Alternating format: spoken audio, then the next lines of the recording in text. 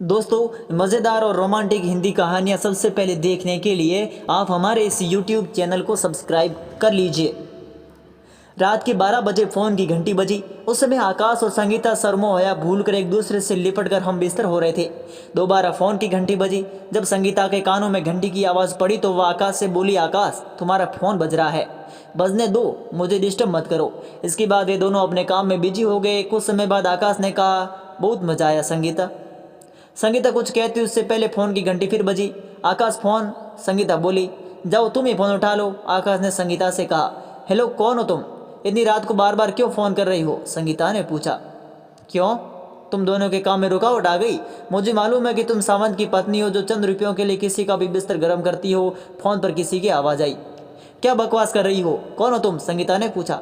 बेशरम औरत, आधी रात को जिस शादीशुदा मर्द के साथ तुम रंगरेलियां मना रही हो, मैं उसी की पत्नी बोल रही हूँ। यह सुनकर संगीता चौंक गई। किसका फ़ोन है, किससे बहस कर रही हो? आकाश ने पूछा। तुम्हारी पत्नी का फ़ोन है, संगीता इतना ही बोल पाई। आकाश ने चौंकते हुए कहा, क्या, कल्पना का फ़ोन है? पहले क्यों नहीं बताया? लाओ फ़ोन दो। हेलो कल्पना। हेलो, मैं कल्पना। और कुछ बोलते बोलते वह चुप हो गई।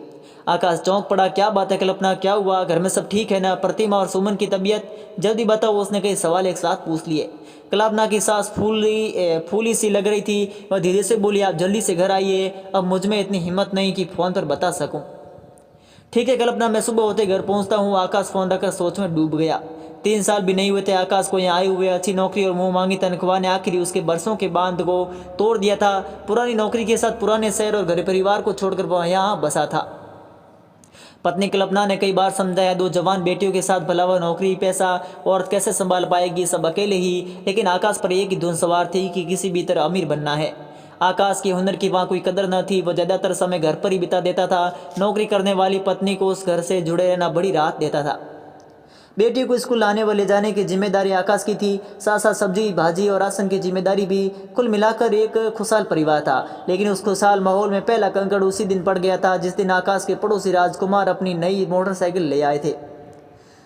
राजकुमार एक ठेकेदार था। हर साल लाखों रुपए का मुनाफा और मुनाफे के साथ साथ मशहूर हो गया था। उसका नाम। राजकुमार की दौलत आकाश को अंदर ही अंदर कहीं चुप गई थी। एक दिन आकाश अपनी सारी जमा पूंजी जोड़ने बैठा। कल्पना, कल्पना कहाँ हो तुम? कपड़े सुखा रही हूँ, कल्पना ने कहा। कपड़े सुखा कर जल्दी आओ। हाँ सुनो, आज तक मैंने तुम्हें जितने भी रुपये रखने को दिए हैं वो सब लेकर आओ। अब इन पैसों से क्या करने का इरादा है तुम्हारा? किसी के बहकावे में आकर ज़्यादा मुनाफा जोड़ने के चक्कर में नहीं आइएगा। अमीर बनकर ऐशो आराम में अपनी ज़िंदगी बिताना मेरा सपना है। मैं तुमसे बहस नहीं करना चाहती। तो तुम अपने मन में ठान लिया है वह सब करो, लेकिन अब हद में रहकर। आज आकाश एक कंपनी का एमडी है, गाड़ी आलीशान, घर चपरा सब कुछ है उसके पास, लेकिन उस सुविधाओं का मजा उठाने के लिए उसका परिवार साथ नहीं है। जिनके लिए सब किया वो अपनी ज़िंदगी के नियमों को लांघकर उसके पास रहने नहीं आ सकते, सिवा 30 त्योहार के। आकाश ने शहर के उस लोगों से धीरे धीरे अपना मेलजोल बढ़ाया और वह एक बियर बार में पार्टनर बन गया और वहाँ रुपयों की बारिश होने लगी। आकाश अपनी सोच से बाहर निकला। आखिर घर में क्या दिक्कत हुई जो कल्पना उसे फोन पर बताने के लिए हिम्मत न कर सकी। आकाश ने अपने मोहल्ले के करीबी दोस्त से वादा कर लिया था कि उसकी गैर हाजिरी में वो उसके घर पर नजर रखेगा और बीवी बेटियों की खैर खबर लेता रहेगा। कहीं उसने दोस्त के घर में कुछ गड़बड़ तो नहीं की होगी या बाहर का कोई। दूसरे दिन आकाश घर पहुंचा। घर पर नौकरानी के सिवा कोई नहीं था। उसने बताया, साहब कल्पना मैडम और प्रतिमा बेटी किसी डॉक्टर के पास गए हुए हैं, वे लोग आते ही होंगे।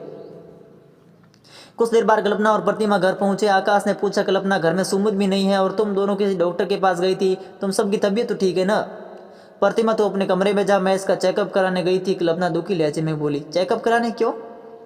सुनो इसकी करतूत। कल 7 बजे जब मैं सब्जी लेने जा रही थी तब मेरी नज़र सोफे पर बैठी सुमन पर पड़ी। सिर पर हाथ रखकर देखा तो उसके तेज बुखार था। डॉक्टर के पास ले आई, दवा सुमन को दी। उसके पास बैठे बैठे मेरी आंख लग गई। आधी रात को मेरी नींद खुली तो देखा सुमन का बुखार उतर गया था। सोचा प्रतिमा को देखते चलूं। प्रतिमा अपने कमरे में तो थी पर उसके साथ में था आपके दोस्त राजकुमार का बेटा। यह देखकर मेरे पैरों तले जमीन खिसक गई। राजकुमार का लड़का? आकाश चिल्लाया। रुको, अब मैं दूसरों से लड़ना झगड़ना समझदारी की बात नहीं है, ना ही किसी पराये पर आंख मूंद कर यकीन करना। सुमन और प्रतिमा मेरी एक बात नहीं सुनती, उल्टा तुम्हारी तरह मुझे डांट देती है। आजकल घर में जो कुछ भी हो रहा है तुम्हारे बुरे काम का असर है। दोनों जवान बेटे मेरे हाथ से निकल चुकी है, उन्हें सही राह पर लाना तुम्हारी जिम्मेदारी है।